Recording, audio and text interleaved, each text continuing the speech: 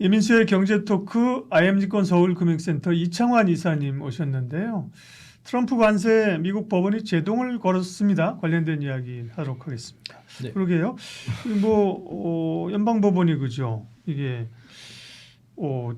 세게 그죠. 트럼프에게 하지 말라고 했는데 팩트 체크부터 좀 해주세요. 네, 오늘 나온 뉴스고요. 네, 네. 네, 오늘 아침에 이제 보고서 깜짝 놀랐습니다. 깜짝 놀랐는데 네.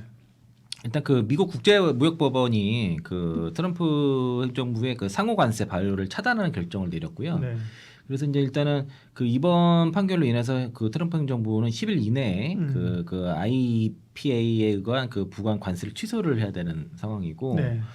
상호 관세를 비롯해서 이게 그 멕시코랑 캐나다 25% 관세한 것과 중국에 대한 그 2% 페날링 관세도 여기 해당된다고 합니다. 20% 펜타닐. 네, 그 펜타닐도 해당돼서 그것도 좀 제가 좀 깜짝 놀랐던 거고, 뭐 당연히 뭐 트럼프 행정부는 반발하죠. 그렇죠. 바로 상고하겠다고 네. 했고, 상고를 하고 나서 이기고 오면은 관세 그대로 적용된다라고 또 협박까지 했습니다.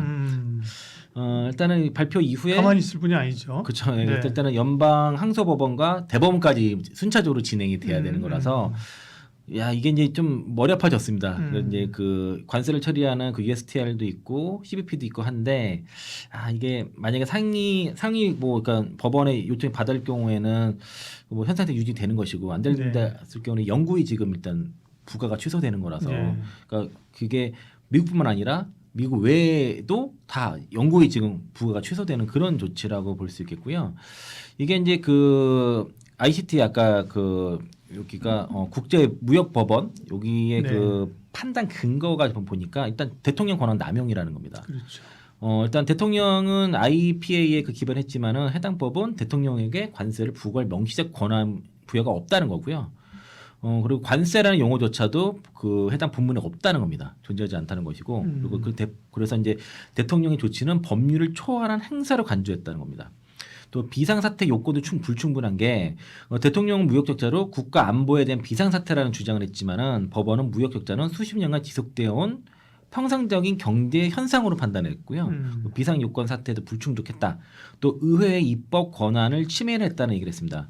헌법 제1조는 그 세금 및 통상 규제 권한을 그 의회에 독점적으로 부여하게 되는데 관세는 사실상 조세형이기 때문에 입법 권한에 해당이 되는데 그 IPA를 통해서 대통령의 그 무제한 관세 행사는 위헌적인 입법 권한 위임이라고 그렇게 판단을 했고, 그래서 이제 뭐 여러 대법원의 판례를 이용하면서 이게 반드시 이제 어떤 구체적인 입법적인 근거가 있어야 하는데 이건 뭐 위헌이다, 위헌 판단을 한 거라서 이게 상고심에서 뒤집기도 만만치 않을 거 보입니다. 복잡해요. 네, 머리가 복잡해졌어요. 그러니까 이것 때문에. 말씀하신 것처럼 트럼프가 아이고 제가 실수했습니다. 없던 걸로 할게요. 네. 그럴 사람이 아니거든요. 딱 보면은 상호가 없어지나 긍정적인 수도 있는데 그냥 불확실성이 길어진다는 그런 문제가 있는 것이고요. 그리고 뭐 아무리 이 대통령의 권한이 아니라고 하나 대통령의 권한이 대통령적이기 때문에 미국은 또 센 게 맞거든요. 그럼 뭔가 이걸 또 결국은 이제 누가 그런 얘기 하더라고요. 이건 결국은 법원이라는 게 우리가 시간이 걸리잖아요. 그죠? 시간을 계속 불확실성을 가지고 그렇게 얘기하면 트럼프가 미국 대선 나왔을 때도 사실은 여러 법안적인 쟁점이 있어가지고 대선 못 나가는 거 아니야? 상식적으로 뭐 그렇잖아요. 그랬는데 어쨌든 살아 돌아와서 대선 나와서 대통령이 됐잖아요. 그래서 참 쉽지 않아요. 그렇죠. 일단은 그 고율 관세가 사실은 그대로 부과한다기보다 그 트럼프 행정부의 미국의 거래용이죠. 뭐 협상 레버리지였는데 그렇죠. 이게 유효하지 않다는 의문이 되기 때문에 과연 협상 제재를 할 수 있을까? 이런 게 좀 생겼고요. 그리고 사실 아까 그 캐나다라든가 멕시코 관세 요거 지금 해당된다 했기 때문에 오늘 초반에는 그 자동차 기업들이 현대기아차가 잘 안 움직였었어요. 초반에 내올 때는 이게 그 자동차 관세는 해당이 안 된다고 얘기했다가 해당된다는 소식이 나오면서 이제 기아라든가 현대차가 이제 상승폭이 커졌죠. 그리고 이게 일단은 이번 판결로 인해서 트럼프 행정부의 관세 정책이 바로 폐기되는 건 아닙니다. 그러니까 최종적으로 대법원 판결까지 나야지 되는 건데 시간이 걸린다는 거죠. 설사 이게 이제 위법 판정이 나더라도 사실 그 IPA를 한 이유가 이게 가장 간단해서 그래요. 그렇죠. 쉽게 할 수 있는 쉽게 바로 할 수 있는 거라서 했는데 그렇죠. 이게 무산됐다고 하더라도 뭐 슈퍼 301조라든가 섹션 232조 뭐 트레이드 액트 1974 뭐 이런 것도 있어요. 뭐 가면은 그게 이제 슈퍼 301조죠. 그런 것들 다양한 복잡하게 이제 관세를 재차 부과할 수 있습니다. 그러니까 일단은 가장 신속하고 빠르게 할 수 있는 걸 일단 했는데 이게 무산돼도 얼마든지 관세를 다른 방식으로 할 수 있다라는 시장이 거죠. 그런 이제 우리가 해석하면서 어느 정도 알고 있는 거죠. 만약에 정말로 트럼프 관세는 이제 설 자리가 없다, 끝이다. 뭐 그랬으면 주가 우리 한 100포인트 이상 올라야지 오늘. 오늘 이제 장중에 나스닥 선물이 그러니까. 2% 정도까지 올랐었고요. 네. 그리고 이제 국내에서도 사실 2차 전지 섹터가 어제 급반등했다가 오늘 좀 기존의 주저들이 상승폭이 커지다 보니까 예. 못 올라가다가 요 관세 뉴스가 점점 나오면서 그 반등이 좀 더 상승 전환하는 종목들이 나타났거든요. 네. 그래서 주가적인 측면에서는 뭐 저는 개인적으로는 조심스럽게 그 전에 이제 얼마 지난달만 해도 이제 1분기까지 봐야 된다고 말씀드렸었고 1분기 보고서도 이거 2분기까지 봐야 되겠다 이렇게 말씀드렸는데 지금 일부에 말씀드렸던 사항과 지금 오늘 요 상원 관세 발효 문제 그리고 이제 뭐 IRF 수정 법안과 여러 가지 상황을 봤을 때는 주가의 바닥은 온 것 같다. 다만 추세적인 반등이냐 일단은 낙폭과대 반등이냐 이런 차이는 있어도 주가는 지금 전체적으로 뭐 쌍바닥 또는 이제 외바닥 정도 수준의 지금 바닥은 친 것 같다는 그런 좀 네. 판단이 들어서 네. 그래서 개인적으로도 오늘 그동안은 좀 2차전 종목도 매수를 하는 것들을 대해서는 그렇게 그냥 있는 종목만 가지고 네. 있는 정도로 하고 다른 섹터에서 매매를 했었는데 오늘 처음으로 한 종목 정도 매수 의견 드렸습니다. 아, 그렇군요. 네. 이제 이 뉴스보다도 이제 물론 무게감으로만 보면 뭐 트럼프 이 관세안의 법원 얘기가 크지만 이제 불확실성이 있기 때문에 그거보다는 사실 얼마 전에 하원을 통과한 미국 감세 법안 그죠? 거기에 이제 친환경 관련된 얘기들이 어떤 건 좀 빨리 단축하고 어떤 건 남아 있고 뭐 AMPC 같은 거는 살아 있어서 2차 전지 긍정적으로 해석을 했잖아요. 그 부분 좀 얘기해 주세요. 네. 그러니까 이제 그 IRA 수정 네. 그 트럼프 대규모 감세 법안이죠. 그 메가 네. 법안이라고 네. 뭐 크고 뷰티풀 아름다워. 네. 법안 뭐 그렇게 네. 됐는데 그게 사실 어느 정도 반영은 됐었어요. 거기다 이제 하원 통과가 됐었고 그 한때 뭐 AMPC 28년도 조기 일몰된다는 루머까지 돌면서 한 번 더 급락을 했었는데 네. 뭐 결과적으로는 기존의 23년 그 2032년에서 이제 31년으로 1년 정도 앞당긴 네. 정도로 해서 이제 AMPC 혜택이 종료가 된 것이고 그리고 그 자동차가 전기 자동차 세액공제 부분 네. 그게 하이브리드랑 플러그 하이브리드 다 포함돼요. 그래서 청년 자동차에 대한 세액공제가 23년까지 주기로 한 게 사실상 25년 말까지 되고 또 20만 대 미만으로 판 네. 차량에 대해서만 26년까지 된 거라서 이건 말씀하신 것처럼 좀 줄 거나 없어질 거로 시장에서 좀 예측을 하고 있었던 예, 거예요. 다만 이제 네. 그 자동차 할부에 대해서는 또 세공제를 해주로 돼 있어서 좀 예. 다른 안도 있습니다. 근데 다만 이거는 어느 정도 시장에 반영됐던 부분도 그렇죠. 있어요. 네. 그래서 NPC까지 상당히 반영된 부분이고 그리고 그 공화당 상원 의원들 같은 경우에는 그 이 축사 법안에 심사를 하지만 좀 더 완화해서 수정을 해야 한다는 입장이거든요. 또 그러다 보니까 이제 최종안은 뭐 목표는 6월 말에 의결해서 그 7월 달에는 트럼프 앞에다 갖다 주겠다는 목표를 하고 있지만은 한 7월 돼야지 최종안 나올 것 같습니다. 네. 그리고 이제 일단은 뭐 불확실성은 해소가 됐다고 그렇게 봐야 되는데 사실은 그 제가 이제 앞서 말씀드렸던 그 미국 국제무역법원에서 상호관세 발효하는 걸 차단하는 이게 이거랑 그 대규모 감세안이랑 무관하지 않은 것 같아요. 그래요? 왜냐하면 감세안이라는 게 결과적으로 그러니까 감세하면서 그만큼 어디서 보충해야 되는데 만약에 상호관세가 안 된다고 했을 때는 그렇죠. 재원이 재원을 조달하는 문제가 생길 때 이 감세안을 이대로 통과하기가 좀 어려울 수도 있는 문제가 있을 수 그러네요. 있습니다. 그래서 이게 따로 가는 것 같지가 않아요. 만약에 관세가 안 된다는 전제에서 이대로 감세를 통과하는 게 맞나? 라는 건 생각해 봐야겠죠. 미국에서 뭐 상원에서 어떤 결정을 할지 모르겠지만 그리고 상원에서 수정을 하게 되면은 하원이랑 같이 협상을 해야 되기 때문에 다시 하원으로 내려가야 돼요. 그래서 수정 이 IRA법 수정 법안이 다시 하원으로 내려갈 가능성도 좀 있다라고 저는 개인적으로 좀 보고 있습니다. 네. 그러면 이 감세안에서 나온 얘기들을 좀 봤을 때 예. 이것도 사실은 계속 그동안에 불확실성이 남아 있었던 거잖아요. 그죠? 네. 일정 부분 불확실성의 해소라고 보면 우리 K 배터리에 미치는 영향. 네. 그러니까 일단은 IRA법 수정 법안이 상원을 통과 안 했지만 하원 안을 봤을 때는 그게 맥스라고 봐야 될 것 같습니다. 그렇죠. 그러니까 예. 최대 7은 확인됐으니까 그러면은 상원이 통과하지 않더라도 어느 정도 이제 그 반영은 거의 다 됐다라고 그렇게 보는 게 네. 맞을 것 같고요. 그리고 좀 달라진 거는 그 전에는 이제 그 전기차용 배터리에만 그 FEOC 규정이 붙어 있었거든요. 해외 우려 기간 규정이 있었는데 ESS는 안 들어가 있었단 말이죠. 근데 이번 적용은 그 생산 그러니까 AMPC에 그 FEC 규정이 들어가는 바람에 앞으로 ESS에도 그게 들어가게 됩니다.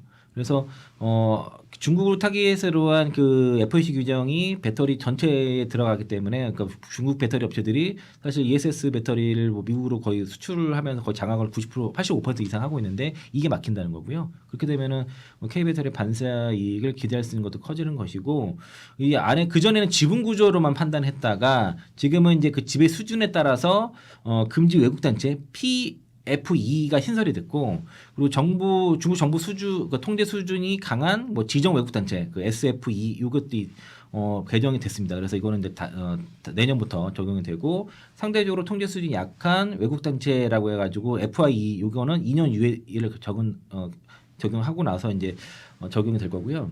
그래서 이제 뭐 FEC로부터 부품 광물 설계를 직접 공급받는 경우 이거 다 안 됩니다. 그리고 배당금이라든가 이자 로열티 보증금 등의 자금을 일정 비율 이상 FEC에다가 지급하는 경우도 그 APC를 못 받고 그리고 라이센스 가치가 100만 달러를 초과하는 경우도 못 받습니다. 이러면 이제 그 포드가 시애틀의 기술 라이센스를 받아가지고 짓고 있는 LFP 공장도 못 받게 되는 겁니다.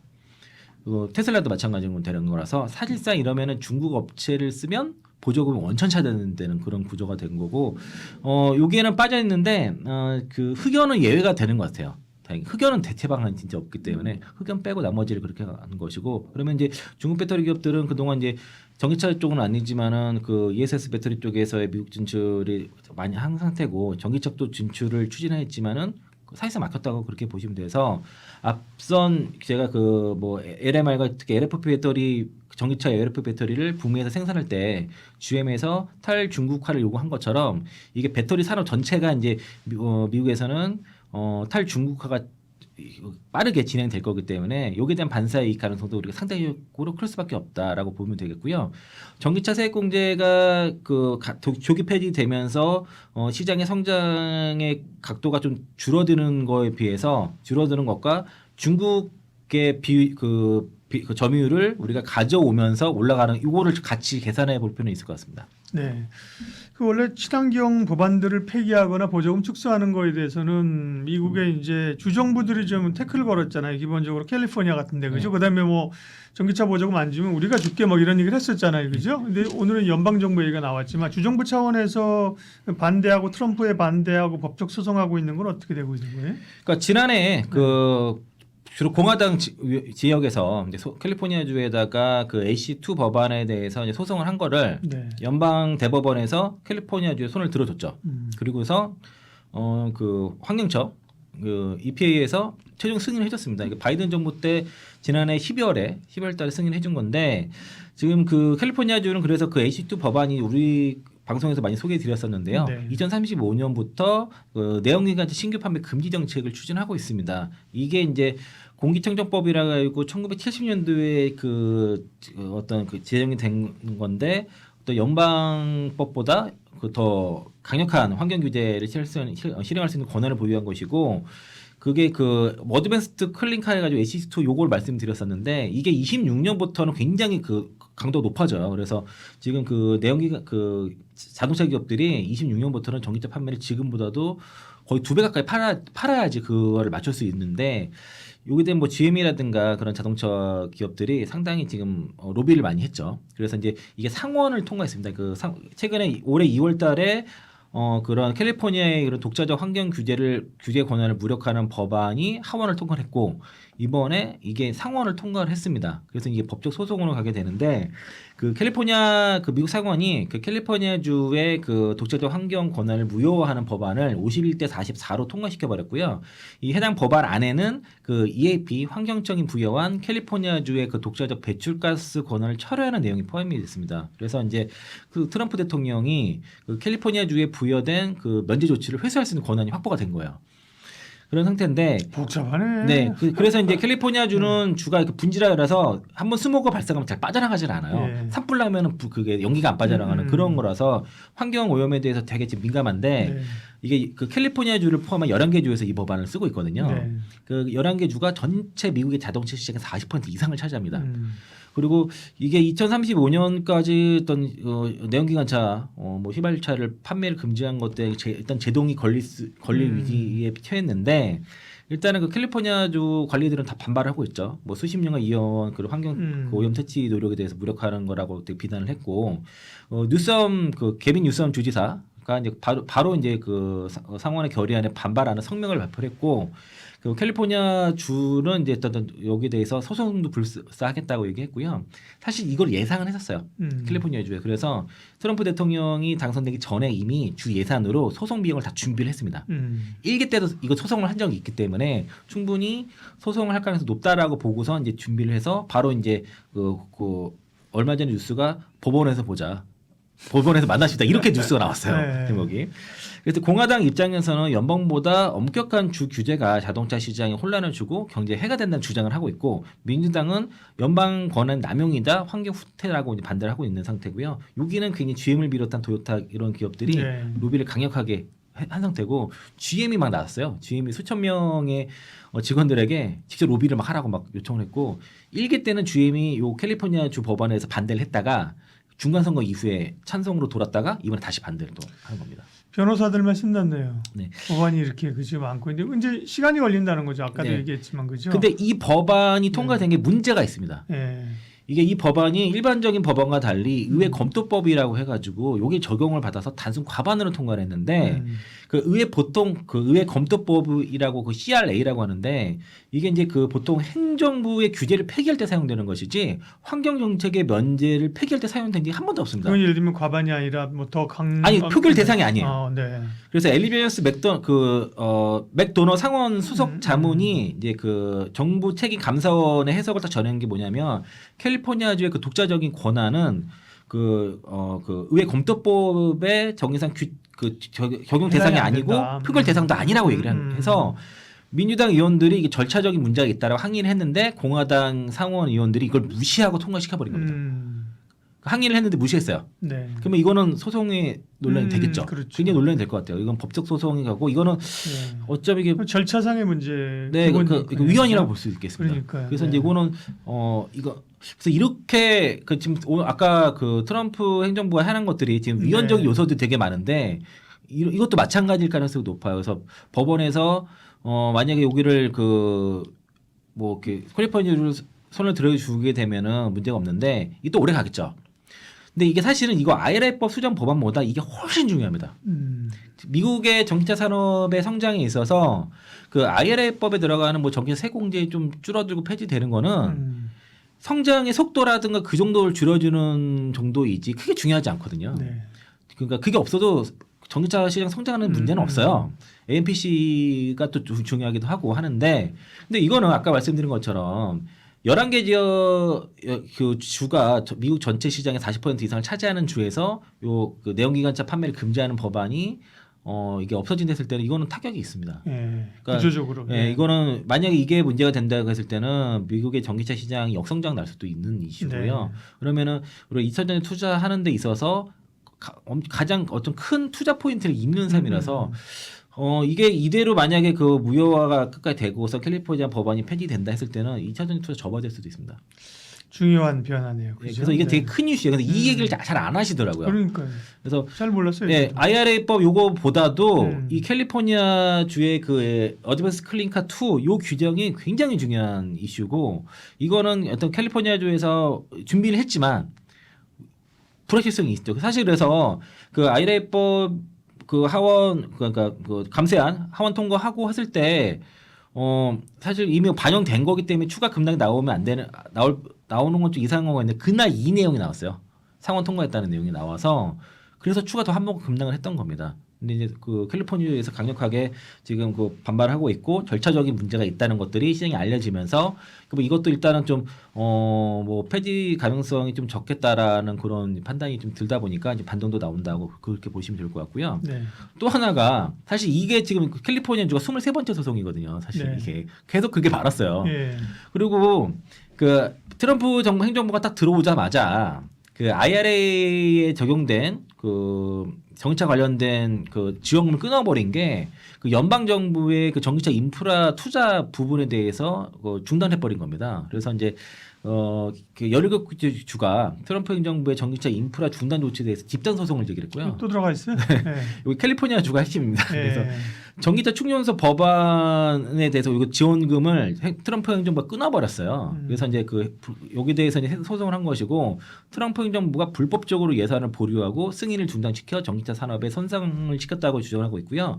원래 의회에서 의결한 예산을 집행하지 않는 건 위헌입니다. 미국은 그래요. 그런데 이제 이것도 또 불법을 저지르고 있다라고 볼 수 있겠고, 트럼프 2기가 그 전기차 충전 확장 사업을 중단시키는 지침을 내렸거든요. 그래서 이제 이게 위법이라고 얘기하고 있어서 그 17개의 주가 그 연방 고속도로청에다가 소송을 제기한 겁니다.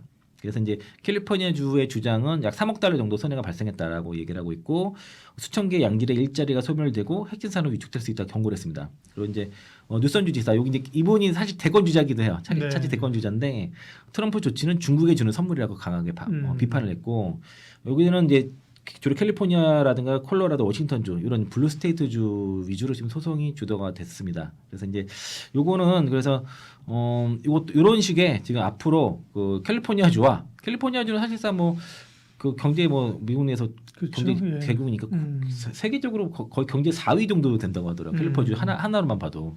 그러니까 캘리포니아주와 그 트럼프 행정관의 이 법적 다툼이 지금 트럼프 2기 내내 굉장히 치열하게 발생할 거라고 생각이 들고 그리고 이런 그 트럼프 행정부의 그 환경적인 이런 정책들은 그 결국에는 중간 선거 가서 좀 더 만약에 그 민주당이 다수당이 될 경우에는 램덕이 발생할 수도 있고 또 다시 뒤집을 수 있는 거니까 일단은 좀 지켜보시더라도 일단 캘리포니아 주와 트럼프 행정관이 소송하는 이 내용들은 만약 2차 전지 투자를 하시거나 하실 생각이 있다면 반드시 체크해야 되고 사실 이런 것 때문에 다 불확실성이잖아요. 그렇죠. 지금 앞에 나왔던 법들이 전부 다 불확실성이 있다 보니까 내가 굳이 이런 불확실성을 감내하고 지금 아무리 싸다고 해서 들어가는 게 맞을까 이런 고민들을 많이 하게 돼요. 주저하게 만드는 네, 요인이 또 시장이 가는 놈이 더 가고 지금 미국 시장 우리 대선을 앞두고 나서 이제 상법 개정이라든가 이런 기대감 때문에 지주사들이 막 폭등하고 막 그러거든요. 그렇죠. 네. 전 지주사는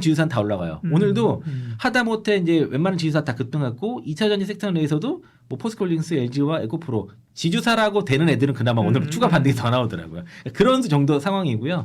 그렇게 안 올라가는 LG마저도 오늘 급등 와서 그러니까 또 뭐 요즘 뭐 이제 유명한 게 그 두산그룹 많이 사잖아요. 저희 거기도 뭐 이찬원 손절하고 두산에다가 막 사고 두산 에너빌트 막 사고 이러신 분들이 꽤 있어요. 알아서 이렇게 사고 계시는데 그런 수급도 있을 것이고 또 바이오 쪽으로 옮겨가신 분도 있고 하는데 가는 쪽에 더 가다 보니까 이제 이쪽 그 2차전 섹터에는 지금 분명히 싸다고 보고 낙폭 가다라는 인식이 있지만 쉽게 수급이 잘 안 들어오는 그런 영향이 있고요. 지금 바닥 오는 거는 이제 쇼커버링이라고 보시면 돼요. 어제 이제 KB증권 리포트 영향이 있다 보니까 이제 쇼커버링이 이제 이유이 되기 시작을 했다라고 보시면 좋을 것 같고 그럼 저는 주가는 바닥을 쳤다고 봐요. 일단 주가는 바닥인데 추세적인 반등은 아직은 아니다. 추세적인 반등을 하려면은 적어도 이제 그 7월달 정도는 돼야 그 2분기 실적과 그리고 그 IRA 수장 법안 최종적으로 상원 통과하는 것 정도는 봐야 될 것 같고 또 7월 9일이 이제 상호관세 발효 연장 만기일이니까 그런 상황도 좀 지켜봐야 된다라고 볼 수 있겠습니다.